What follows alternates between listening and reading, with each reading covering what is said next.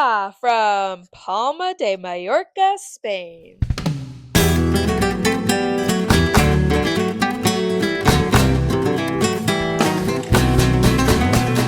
Palma de Mallorca was our very first port stop on our 7-night MSC Mediterranean cruise. And what a way to kick off. This city completely won me over within the first hour, and it ended up being one of my favorite stops on the entire cruise. The cathedral, the beach, the tapas, the sangria. In this video, we'll show you exactly how we spent our one day in Palma de Mallorca as a cruise port stop with our 3-year-old and 11-month-old, plus tips for getting into the city from the port and some of my best tips. This itinerary would be great for anyone, whether you have kids or not. Hi, I'm Tori from Tori Pines Travels. I'm a travel blogger and YouTuber, and I'm here to help you plan out your perfect family vacation.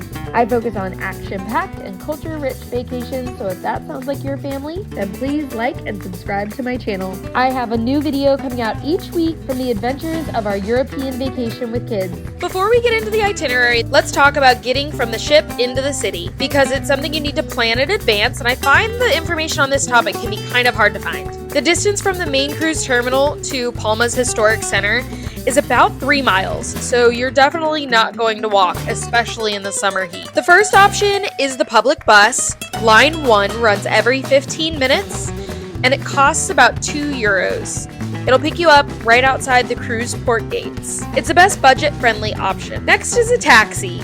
The taxi is a short 10-minute ride that takes you directly into the central attractions like the cathedral. It's really quick and easy, and definitely the most time-effective. The cruise likely has a shuttle, and it will take you directly from the ship into the city center, dropping you off near the cathedral.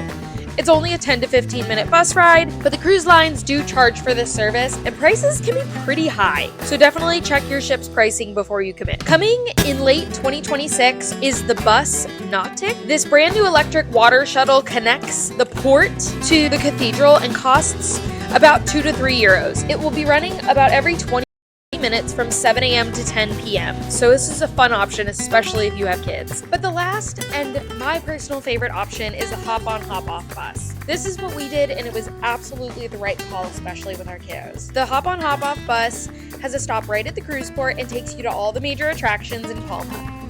The full route takes about 90 minutes if you don't get off, and the buses run every 20 to 30 minutes from 10 a.m. to 7 p.m. Tickets cost around €32 and are valid for 24 hours, and the ticket includes headphones and an audio guide available in multiple languages. Kids 7 and under are completely free, so for us as a family, it was just $64. It really is such a great deal and an easy and enjoyable way to see the city without any effort. It's transportation, sightseeing, and a fun activity all in one. Okay, now to get into our one day in Palma de Mallorca. We hopped off the ship bright and early and jumped on the hop-on, hop-off bus right from the cruise port. The bus takes you past all the main highlights, including the stunning Gothic cathedral, the waterfront, the old city walls, the Belvedere Castle up on the hill, and so much more. Riding on the top of the double-decker bus was a huge hit with our 3-year-old. And the audio guide kept the adults really engaged. We hopped off on stop 6, right by the public beach. We walked across the street from the bus stop, and we were on the sand. We wandered down a little bit until we found a quieter spot with changing rooms and bathrooms, along with chair rentals. We paid €30 for 2 lounge chairs and an umbrella for the day. It was completely worth it for the comfort and convenience with the little ones. The Mediterranean water was warm and beautiful, and the kids had the most amazing time splashing around in the waves. The view from the beach with the cathedral rising up over the bay is spectacular. We spent a few hours at the beach before getting hungry for lunch, so we made our way to a restaurant right off the sand at a place that I'll link below. And it was honestly one of the most memorable meals of our trip. Since it was so close to the beach, I was afraid it wouldn't be that good, but it was incredible. We ordered tapas, paella, and the most incredible sangria piled high with fresh fruit. After lunch, we enjoyed one last dip in the water before packing up and heading to see the cathedral. It was nap time, so we decided to load the kids up and walk along the water, and they fell asleep instantly. So we had a peaceful, beautiful 1-mile walk to enjoy. I want to stop right here and talk about how we transported the kids during our trip. We brought a single umbrella stroller that was lightweight and easy to carry up and down stairs. The baby rode in my Maybe Monarch baby carrier, which is my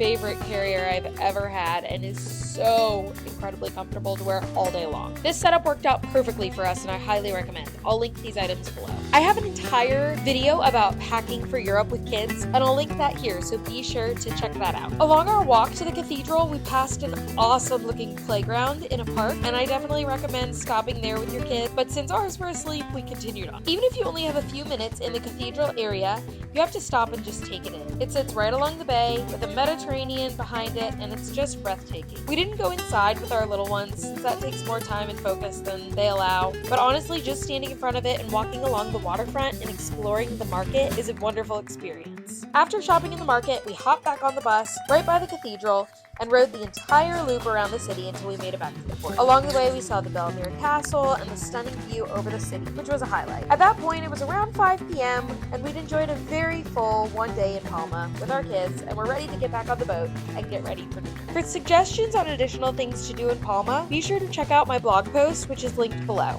I have a whole bunch of other ideas if you want to spend your day a little bit differently, and some additional restaurants and places to eat, plus a full packing list with all the links to my favorite items. Palma completely surprised me with how wonderful it is for a family cruise port stop. It's easy to navigate, beautiful around every corner, and super kid-friendly. It has a great combination of culture, beach, and food that just works out perfectly for a few hours with little ones. I hope you have the best time. Be sure to follow along on our European adventure by watching all of our other videos from our time there. We visited Florence, Genoa and Cinque Terre in Italy, Palma and Barcelona in Spain, and Cannes, France. Adios!